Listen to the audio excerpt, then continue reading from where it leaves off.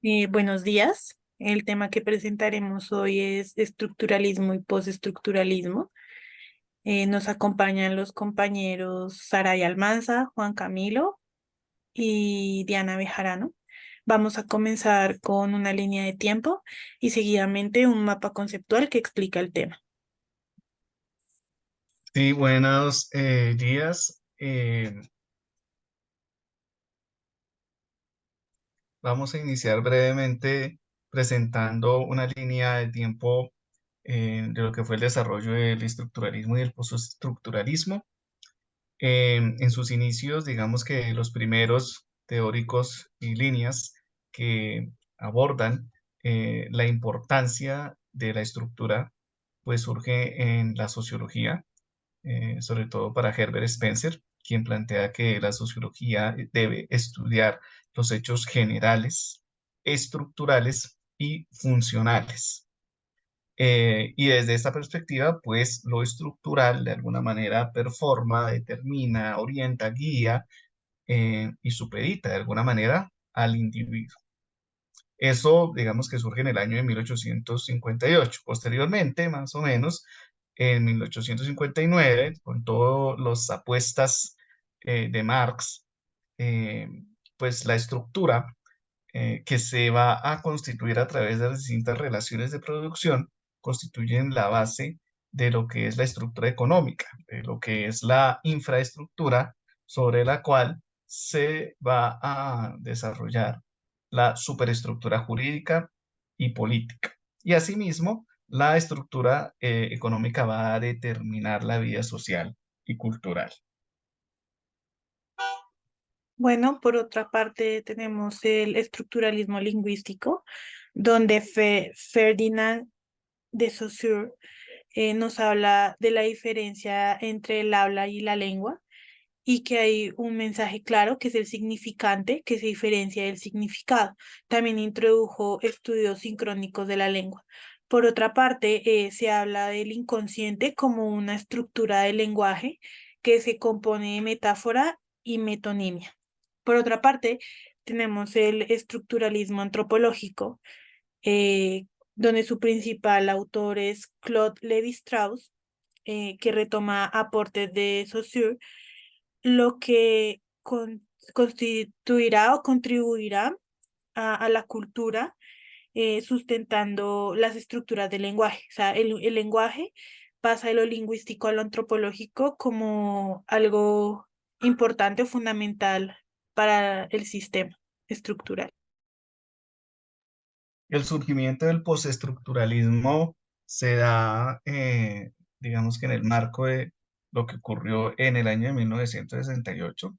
El mayo del 68 genera una ruptura y digamos que un punto de inflexión en este desarrollo de pensamiento, en donde van a retomar y donde se va a dar un foco al estudio del sujeto y cómo el sujeto vuelve y llega y se constituye en Occidente. No es que empiecen a dejar de lado todos los desarrollos de la estructura, del estructuralismo, pero digamos que sí se le da fuerza y relación al sujeto. Finalmente tenemos tres autores también bastante importantes, que es Deleuze, donde habla que el enfoque rizomático y el pensamiento se centra y vuelve a fluir, esto orientado a corrientes como el psicoanálisis, donde su principal autor es Freud. Por otra parte tenemos a Barth, donde habla de la estructura como un modo del discurso, una forma de constituir el discurso. Y finalmente tenemos un autor sumamente importante que es Foucault, donde habla de la relación entre el sujeto y el poder, el discurso y la verdad. Él habla sobre conocer estructuras, o sea, que existen estructuras donde no hay individuo detrás. Es una estructura generada socialmente, que se sigue socialmente, pero no hay nombre o a quién atribuírselo. A continuación, nuestras compañeras van a presentarnos el mapa conceptual.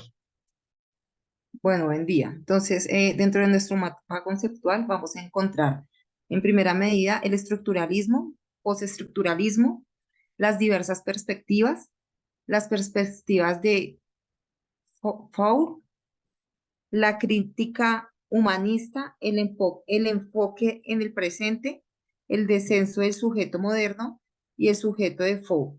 ¿Listo? Entonces, como pueden ver dentro de la imagen, a cada una de estas le pusimos como unos subtemas, lo que más pues, nos llamó la atención, la cual me va a permitir leer entre una y dos de cada uno.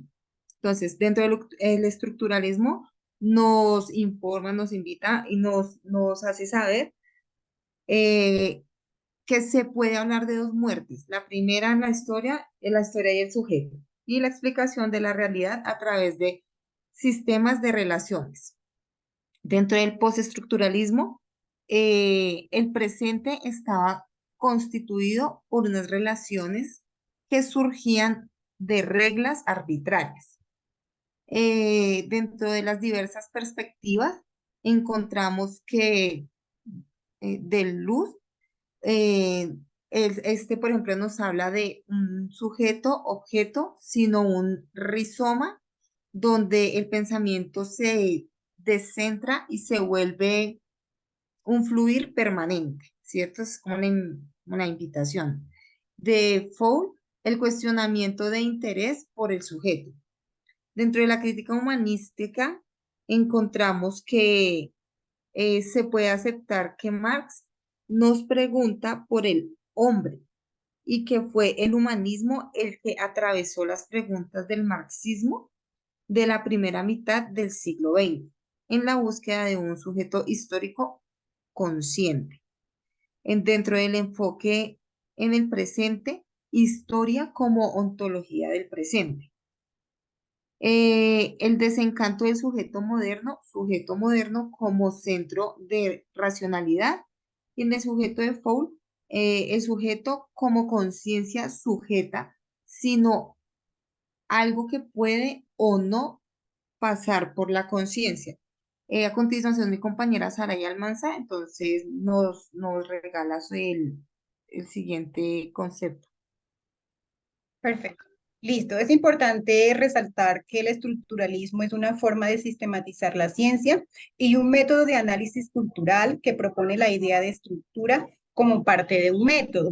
Pero también tenemos que el postestructuralismo surgió a partir de la década de 1960 como una crítica al pensamiento estructuralista.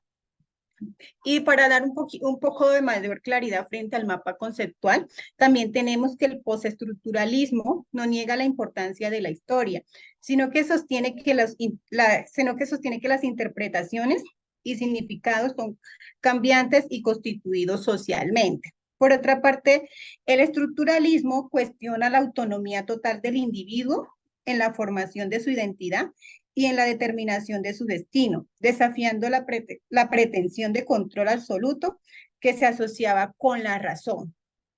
Entonces el compañero Juan Camilo, para finalizar, nos acompaña con la reflexión. Sí, en términos generales, estas dos perspectivas, el estructuralismo y el postestructuralismo, nos permiten tener una comprensión de alguna manera de aquellos elementos macro que constituyen las diversas estructuras que hacen parte de la vida, estructuras sociales, económicas, políticas, culturales, pero también nos permiten ver el sujeto, cómo juega, cómo se desenvuelve, las miradas desde lo local, de alguna manera darle fuerza a esos, digamos, esa transición de lo universal a lo local, eh, esa, de alguna manera, alejamiento a los metarrelatos y cómo se da también cierta importancia eh, a la constitución del yo, a las prácticas de sí, a la comprensión de las dinámicas alrededor del poder, del discurso, de la verdad. Entonces, esos elementos son importantes en esta maestría de desarrollo educativo y social. Queremos agradecer mucho a ustedes por esta oportunidad.